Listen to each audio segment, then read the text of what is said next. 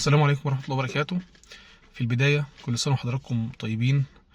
الناس المتابعين عائلة كيان الزراعة دكتور علام أحمد، الناس اللي متابعينا، الناس اللي مشرفينا، الناس اللي دعموا القناة من أول بدايتها. في البداية كل سنة وحضراتكم طيبين بمناسبة عيد الفطر المبارك، ودايما يا رب كده تكونوا بأفضل حال، وكل سنة وحضراتكم طيبين جميعا، والأسر بتاعتكم كلها بخير يا رب وسعادة. في البداية انا طبعا راكن في مكان كده، قلنا نشرب قهوة كده على الطريق، فالحقيقة يعني كده جه في دماغي موضوع مهم جدا ناس كتيرة بتغفل عنه، اللي هو التغيرات المناخية. التغيرات المناخية انا في رأيي الشخصي المتواضع ان يجب خلال السنين القادمة يتم عمل تغيير خرائط للأصناف. يعني ايه؟ للاصناف بتاعت الخضر والفاكهه. يعني يا ريت الناس الشركات العالميه الكبيره اللي هي بتنزل بذور تدرس تاني ظروف المناخ هنا في مصر وتغير الاصناف، لان كل صنف مثلا الاصناف النهارده بدات تتغير لدرجه ان في ناس غيرت تاريخ ميعاد اصناف ظبط معاها عن الميعاد الاصلي. فرجاء موضوع تغيير الخريطه الصنفيه للاصناف ده مهم جدا، لان الظروف المناخيه اتغيرت. وانا لما بقول مناخ ما بقولش حاله الطقس يوم او اتنين او ظروف الجو يوم او اتنين. لما بقول مناخ ده معناه ان حاله الجو على مدار 10 12 سنه 25 سنه قدام. فغير لما بقول حاله الطقس، لما انا بقول حاله الطقس فانا هنا بقصد يوم او اتنين او تلاته او اسبوع اقصى حاجه، او 10 ايام او 15 يوم اقصى حاجه. ولكن لما بقول مناخ تعرف ان عديد من السنوات. لما بذكر كلمه تغيرات مناخيه انا هنا بتعامل مع عدد سنين كبيرة جدا، من أول 3 سنين ل5 سنين لحد بوصل ل15 و20 و25 سنة. احنا تقريبا من 2018 هنا الظروف المناخية في مصر متغيرة جدا. بدأ يجي الشتاء متأخر، الصيف بيبدأ كمان. يعني لما ميعاد الصيف مثلا احنا النهارده مثلا في الربيع، وده مش جو ربيع. احنا تقريبا الدنيا لسه بتشتي كمان وبتمطر في بعض الأماكن هنا في مصر. فيعني يفضل انك لما تيجي تزرع صنف تراعي التغيرات المناخيه. يعني الصيف برضو بقى بيجي وبقى بيكمل معاك، انت بتخش في موسم الشتاء والصيف مكمل. يعني كاجواء بتبقى كاجواء ظروف الصيف مكمله معاك. احنا موسم الشتاء السنه دي تقريبا يعني ده مش موسم شتاء، بل ان الاجواء اللي كانت موجوده فيه اجواء يعني تميل الى الربيع شويه. ما فيش شتاء، في درجات حراره كمان مرتفعه. فده بالنسبه للتغيرات المناخيه. التغيرات المناخيه لما اجي ازرع محصول يا ريت ان انا احطها في عين الاعتبار. حاجه زي محصول اللب السوبر. محصول اللب السوبر هنا في مصر قد يكون ما عادش بيجيب معاك انتاجيات عاليه جدا زي زمان، لان الظروف المناخيه اتغيرت. بدات الناس تزرع اللب السوبر في شهر 5 وشهر 6، وده اكبر غلط. المفروض اللب السوبر يا جماعه ابدا في زراعته من منتصف شهر مارس، يعني من بدايه الربيع او وانا داخل على الربيع. لان حضراتكم عارفين ان الربيع بيبدا رسميا في مصر 21 مارس. فانا النهارده المفروض انا بزرع لب سوبر ابكر في الزراعه. على فكره انا جربت اللب السوبر في اول 3 وكان ممتاز جدا، والانتاجيه بتاعته ممتازه جدا. وجربت في بعض الزراعات عملته في اخر 2 وكانت النتيجه فوق الممتازه. فانا النهارده الحاجه زي اللب السوبر رجاء لكل المزارعين على مستوى جمهوريه مصر العربيه، وانا عارف انا بقول لك ايه كويس، وانا مجرب بايدي على فكره.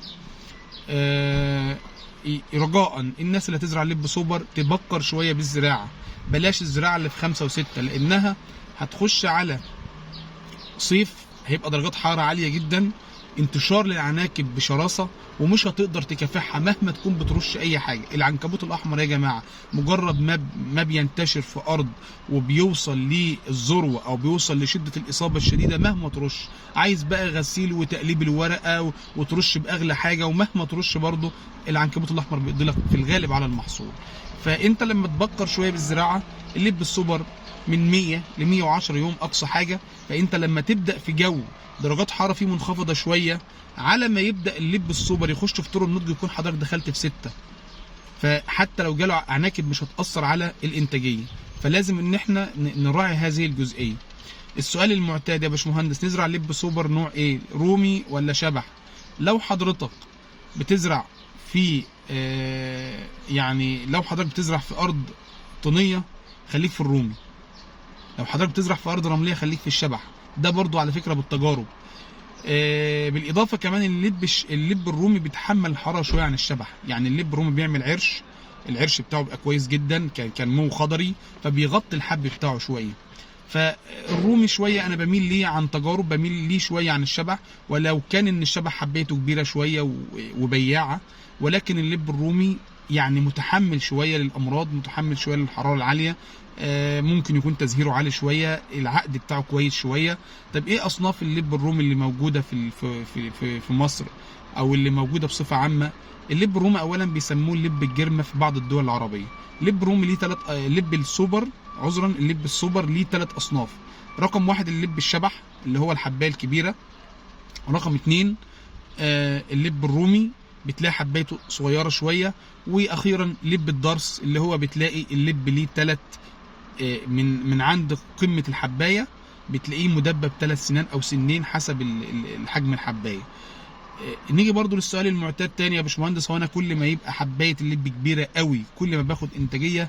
لا، بالتجارب انا في بعض الاراضي كان في ارض ما شاء الله لبها محجم يعدي بطيخ الاكل، ما شاء الله كانت احجام كويسه جدا خالص، ورغم ذلك لقيت ان الراجل التاني اللي كانت عنده الاحجام اقل جاب اعلى انتاجيه. طب ايه السبب؟ السبب ان الراجل اللي كان عنده اللب محجم وحجمه كبير جدا، وقبل ما اكمل لك ديت باكد لك على الاشتراك وتفعيل زر الجرس وشير للمحتوى ليصلك كل ما هو جديد. الراجل اللي كان عنده اللب كبير كانت متوسط النبات عنده شايل حبايتين 2. الراجل اللي كان عنده اللب صغير في الحجم اللي هو المعتاد اللي هو في حجم الشمام، بيبقى حجم البطيخه من كيلو لكيلو ونص، كان عنده في الحبايه 4 و5، والتاني كان عنده في الحبايه 2 بس، محجمين كبار. ولكن الراجل اللي عنده اللب صغير بيبقى معدل التصافي لكل بطيخه اعلى من معدل التصافي للبطيخه الكبيره. هو يعني انت حضرتك ما انتش عايز من اللبايه او من الحبايه اللب الا تجيب 80 جرام ويكون عندي عدد كويس في الشتلات. من 80 ل 100 جرام ويكون عندي عدد كويس في الشتله 4 5 6 زي ما ربنا يرزقك. ولكن هو المتوسط 4 حبات، ما تقلش عن 4 حبات. لو قلت عن ال4 حبات يبقى في مشاكل في العقد بتاعك ده. وما شاء الله لما جينا نشوف الانتاجيه لقينا ما شاء الله الراجل اللي هو كان عنده الحب الصغير ده كان عنده ما شاء الله عدد كبير جدا في الشتلات، التاني كان عنده عدد اقل بس محجمه. لقينا الراجل اللي هو عنده طرح اكتر او عقدي اكتر ما شاء الله فرق حوالي 250 كيلو في الفدان عن الراجل اللي كان عنده احجام كبيره تخوف. فده مهم جدا، ما تفرحش بحجم البطيخه الكبيره جدا على قد ما تفرح بالعدد عندك، ويفضل اللب محافظ على النمو الخضري بتاعه لحد 90 يوم. الامان بتاعك او السيفتي بتاعك ان انت تبقى متاكد ان شاء الله ربنا هيكرمك في المحصول ده، ان محصولك يصل ل 90 يوم في نمو خضري. بعد كده لو اتحرق في يوم وليله ما عادش يزعلني. يعني اقل كلام خالص 85 يوم، اوصل ل 85 يوم يكون عندي نمو خضري ممتاز، بحيث ان انا باجي عند 85 يوم وبرفع ايدي من الرش. انا باجي عند 85 يوم في اللب السوبر بالاخص اللب اللي عمل عرش كويس ومجموع خضري كويس، المفروض علميا اجي عند 85 يوم وادي اخر رشه واقفل ايديا وما اشغلش دماغي تاني باللب. طب النهارده بقى ممكن اللب بقى يكون حصل له مشاكل، اعفان جذور، لب اتاخر شويه في الانبات، ممكن اكمل لحد رش 85 يوم. ولكن هو اللب الصح، اللب الكويس معاك المفروض اخر رشه 85 يوم ما توصلش. اصل 90 بيبقى فاضل لك 10 ايام متفقش اللب او 15 يوم ما عادتش هتجيب النتيجه المطلوبه. ف يعني يفضل انك موضوع اللب السوبر تبدر شويه بالزراعه بتاعته، لانه مش هيستحمل الحراره في مصر الفتره الجايه. هيبقى في تنفيذ كبير، الباد الدقيق هيبهدله العناكب، وده مشكله اللب السوبر عن تجربه وعن متابعات عقليه انا نزلتها وشفتها بعيني. اللب السوبر بقت كارثه في العناكب بالاخص اللي بتزرع مؤخرا. فانا قارنت انتاجات بقالي 2 سنين شغال على الموضوع ده، قارنت الانتاجات اللب اللي بتزرع بدري دائما وابدا افضل. ويعني انا في حد كنت عملت معاه تجربه خليته زرع اللب في اول 3 بعد البسله، وما شاء الله كانت النتيجه فوق الممتازه. ففي نهايه الحلقه بقول لكم تاني عائله كيان الزراعه دكتور علامه احمد، كل سنه وحضراتكم طيبين، لان بيكم القناه كبرت، بيكم القناه الناس متابعينها، وانتوا يعني اكبر داعم لينا واكبر حافز لينا. فكل سنه وحضراتكم طيبين مره تانيه، ويا رب دائما وابدا نفضل عيله مترابطه على قناه كيان الزراعه دكتور علامه احمد، ونكبر كمان وكمان. وكل سنه وحضراتكم طيبين. وباكد ان القناه مش منحازه لمبيدات معينه، القناه الفتره الجايه هتقول لك الشغل الصح ايه والماده الفعاله ايه. ولما انا احب اذكر مبيد باسمه تعرف ان انا بذكره نظرا لجوده المبيد، مش بذكره للدعايه الاعلاميه له. لما اقول لك مبيد بالاسم تعرف ان انا بقول لك نتيجه اللي انا يعني بحترم هذا المبيد، وعلى ارض الواقع هو مبيد كويس ومبيد جودته عاليه وشركه محترمه. والسلام عليكم ورحمه الله وبركاته، واقابلكم ان شاء الله في حلقات تانية كتير، وان شاء الله اشوفكم دائما بافضل الاحوال.